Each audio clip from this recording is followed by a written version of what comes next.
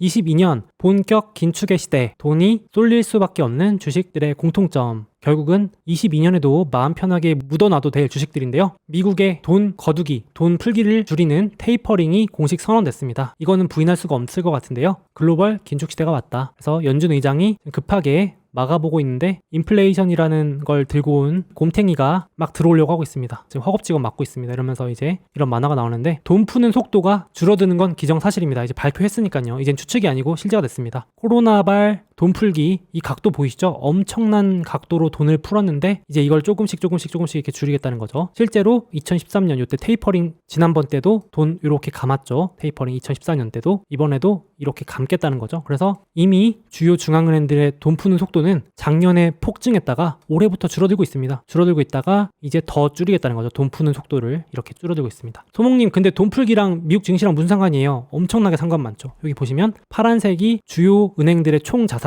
돈 풀기 규모고, 빨간색이 미국 증시인데 누가 짜놓기라도 한 듯이 돈 푸는 규모와 증시가 거의 유사하게 움직였기 때문에 사실상 돈 풀기와 미국 증시가 같이 움직인다고 해도 과언이 아니다라고 볼 수 있을 텐데, 이제 2022년 아무거나 다 오르긴 쉽지 않은 시대가 왔죠. 예, 이제 좀 난이도가 더 올라갈 것 같습니다. 그래서 조심해야 될 것 같은데, 그럼 어디로 투자하면 좋을까요? 소목님, 주식을 안 할 수는 없잖아요. 다 팔고 현금화 할 수는 없고, 그건 아닌 것 같고, 어디로 돈이 몰릴까요? 답을 준 리포트가 이번에 나와서 이제 KB증권 22년 연간 전망 리포트입니다. KB는 이렇게 말하는 겁니다. 제품 가격을 22년에도 올릴 수밖에 없다. 인플레이션 빨리 못 끝납니다. 이렇게 말합니다. 물가, 한번 라면 가격 올라간 게 쉽게 내려가기 어렵잖아요. 미국 물가 올라가고 있고, 인건비 최저시급 올린 다음에 다시 내리는 거 쉽지 않잖아요. 그러니까 인건비도 올라가고 있는데 결국은 이게 내려가기 쉽지 않다. 인플레이션은 유지될 수밖에 없다. 22년에도 계속 지겹겠지만 유지될 수밖에 없다. 그래서 오죽하면 지금 스타벅스, 월마트, 아마존 이런 데 전부 다 임금 올리고 선제적으로 대응 다 하고 있잖아요. 이렇게 안 할 수가 없다. 그래서 그럼 어디에 투자해야 되는지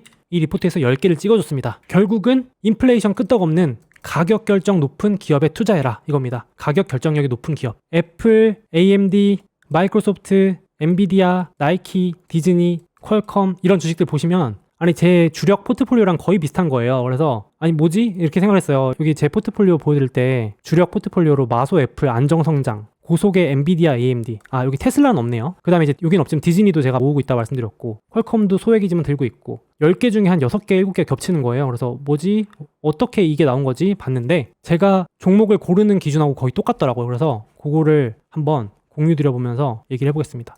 뭐냐? 여기 이미 답이 나와 있는데, 시장 점유율이 높으면서 많이 남기는 기업, 어려운 말로 매출 총이익률, 쉬운 말로 매출 마진 많이 남기는 기업, 시장을 독과점하면서 많이 남겨먹는 기업이 승자가 될 것이다 라고 말하고 있는 겁니다. 그래서 여기서 보시면 왜 그렇게 찍었는지 보니까 제품 가격 인상이 두렵지 않다. 애플 같은 경우는 아이폰 한 대당 팔 때마다 남기는 판매 단가가 높아지고 있으면서, 또 AMD라고 하는 반도체 회사는 신제품 가격 인상하고 고마진 제품 늘리고 있다. 마소는 주력 제품 가격 올릴 거다. 나이키는 정가 판매하고 있다. 퀄컴은 이번에 제품 가격 66% 상향했다. 디즈니랜드 입장료 올리고 있다. 레스토랑 점유율 1등인 치폴레라고 하는 기업은 메뉴 전체적으로 계속 올리고 있다. 이런 식으로 이제 요금을 엄청나게 올리는 기업들, 지금 원자재, 인건비, 비용이 늘어나는 시대인데 오히려 제품 올리고 마진이 늘어나고 있다? 이게 엄청난 거라는 거죠. 리포트에서 말하는 거는 전 정말 공감됩니다. 그래서 저도 실제로 장기 투자하는 종목을 고를 때 거의 비슷한 방법을 쓰거든요. 여기 보시면 제 책에 있는 내용인데, 저는 무조건 일단 점유율이 높은가, 소수의 기업들이 시장을 장악하고 있는지를 먼저 체크하고 1번, 그 다음에 많이 남겨먹는가, 매출 총이익률, 매출 마진이 높은가. 왜냐하면 매출 마진이 높다는 거는 시장 내 파워가 세던가, 원가 절감을 잘할 수 있다던가, 아니면은 애초에 비즈니스 모델이 짱짱하다던가, 뭐가 됐든 간에 좋은 거니까 저는 이제 이런 것들을 본다 적어놨는데, 이제 이 리포트에서도 요 기준들이 좋다라고 말해주니까 저도 이제 신기하더라고요. 이제 비슷하더라고요, 기준이. 거기다가 이런 거 쉽게 볼 수 있는 방법이 바로 요금 인상이다. 그래서 제가 이제 한번 영상으로 다뤘었죠. 요금 인상하는 기업에 투자하자. 요금 인상은 자신감의 표현이며 독과점이 끄떡없다는 신호가 될 수 있다. 그래서 제일 쉽게 보는 거, 요금 인상하는 기업을 주목해보자. 그래서 이제 이렇게 말씀드렸는데, 이번에 딱 이 리포트에서 내년도 요금 인상 가능하고 이미 하고 있는 기업으로 10개를 골라줬습니다. 나쁘지 않은 것 같습니다. 개인적으로도. 이거는 내년뿐만 아니라 장기적으로도 괜찮지 않을까요? 이런 주식들은 점유율이 굳건하고, 그리고 매출 마진이 심지어 높아지는 기업들입니다. 예를 들면 마소는 물건 팔고 원가 빼고 남는 게 70%. 근데 그것도 더 높아지고 있습니다. 어마어마한 겁니다. 여기 보시면 이 리포트가 너무 친절하게 잘 말해줘서 제가 강력 추천드리는 건데, 애플 같은 경우는 어떻게 했냐면 유럽연합이 너 세금 내, 디지털세 부과하자마자 바로 그래 그러면 세금 내는 만큼 수수료 인상할 거야 발표해버리고, AMD는 이번에 신제품 발표하면서 요금 15% 인상할 거야 발표해버리고, 그러니까 이런 게 아무나 할 수 있는 게 아니잖아요. 누구 몰라서 요금 못 올리는 게 아니잖아요. 그러니까 보면서 대단하다는 생각이 들었고, 그리고 마이크로소프트도 내년 3월부터 주력 제품인 오피스 365 가격을 무려 25%, 어디 떠날 테면 떠나봐 이거죠. 25% 올릴 테니까 그래도 떠날 테면 떠나봐. 나이키도 코로나 때문에 뭐 다른 기업들은 할인 판매하고 재고 떨이 할 텐데 정가, 우린 정가로 팔 거야, 살 사람만 사, 이렇게 하는 거죠. 그래서 이번에 실적 발표했을 때 뭐라고 했냐면은 매출의 65%가 정가 판매였다고 합니다. 와, 엄청나지 않나요? 의류 판매 기업이 정가로 떨이 판매 하나도 없이 거의 65%가 목표치 달성했다고 하더라고요. 정가로 판매하는 거에. 나이키 브랜드 파워 아닐까요? 예, 없어서 진짜 못 사는. 웃돈 주고 사잖아요. 사실 리셀러 이런 거 막 해가지고. 그쵸? 그러니까 참 이게 뭐 누구는 정가에 안 팔고 싶어서 안 파는 게 아닌데 그 힘을 단적으로 보여주는 예가 아닌가 싶습니다. 그리고 퀄컴도 이번에 오죽하면 모바일 칩 가격을 66% 올리니까 고객들이 원망까지 했다고 합니다.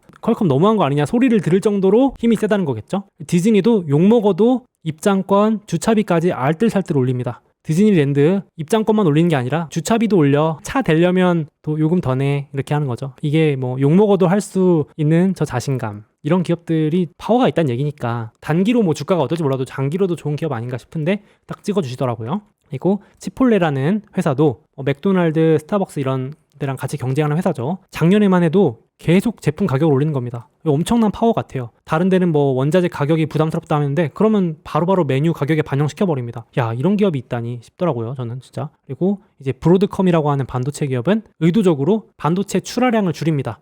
나는 덜 팔 거야. 차라리 덜 팔고 말지 깎아서는 안 팔 거야. 와, 이것도 엄청난 힘이죠. 반도체 출하량을 의도적으로 제한해서 이익을 유지한다. 내가 덜 파는 한이 있더라도 깎아줄 순 없어. 와, 이것도 뭐 파워가 없으면 안 되지 않을까 싶습니다. 압도적 점유율과 어떤 기술적이든 무언가 브랜드 가치가 없으면 어려운 일이다, 이렇게 생각이 들고요. 엔비디아도 제품 가격 10% 전체적으로 인상했고, 요건 제가 안 다룬 주식인데요. 키사이트 테크놀로지라고 통신 장비 점검해주는 진단기기 기업입니다. 그래서 5G 뭐 이런 거에 시장 점유율이 61%니까 압도적으로 혼자 1등이니까 매출 이익률이 계속 높아지고 있습니다. 남겨 먹는 거죠. 맡길 기업이 이 기업밖에 없으니까 거의 독점에 가까운 기업이니까 이런 기업들도 또 매력적인 것 같습니다. 여기서도 모든 기업이 다 가격 인상할 수 있는 건 아니다. 당연하죠. 아무나 할 수 있는 게 아니다. 결국은 시장 점유율이 높고 매출 총 마진, 그러니까 매출 총 이익률이 높은 특성이 있다. 이 1, 2번에 해당하는 기업들이 22년에 좋을 것 같다. 그래서 여기 정리도 해왔습니다. 여러분들이 아시는 기업들도 있고, 저는 긴축이 시대뿐만 아니라 증시가 난이도가 올라갈수록 더 사람들이 이런 쪽에 안전하게 몰리지 않을까, 이렇게 생각이 들고, 근데 웃긴 게 이 리포트에서 뭐라고 말씀하시냐면요, 이런 10개 기업도 좋은데 사실 미국 증시 전체가 매출 마진이 높아지고 있어. 그래서 이 리포트에서 말씀하시는 거는 그냥 미국 전체 투자해도 돼 이겁니다. 마음 편히 S&P 500에 투자해놔도 똑같은 효과야. 왜냐면 미국 S&P 500에 있는 대부분의 기업들, 주요 기업들, 뭐 빅테크나 이런 우리가 아는 알짜 기업들이 많이 남겨먹고 있거든. 그러니까 파워가 그만큼 센다는 거죠. 그래서 개인적으로는 국가를 고를 때도 미국이 매력적이다라고 여기서도 말씀을 좀 하시는 것 같습니다. QQQ, SPY 머리 아플 거 없이 매출 마진이 높아지고 있다는 얘기는 많이 남겨먹는다는 거고, 파워가 있다는 거고, 연준이 돈줄을 줄인다, 금리 인상을 빨리 하겠다 할수록 안전하고 파워가 센 쪽으로 몰리지 않을까, 개인적으로 생각을 하고 있습니다. 저도 보면서 좀 미국은 좀 반칙이다 아니, 저도 투자는 하고 있는데 이게 좀 적절히 다른 나라들도 다 같이 성장하면 좋겠는데 이게 혼자 너무 다 해먹네 막 이런 생각이 들 정도로 너무 반칙 수준의 그런 상황인 것 같습니다.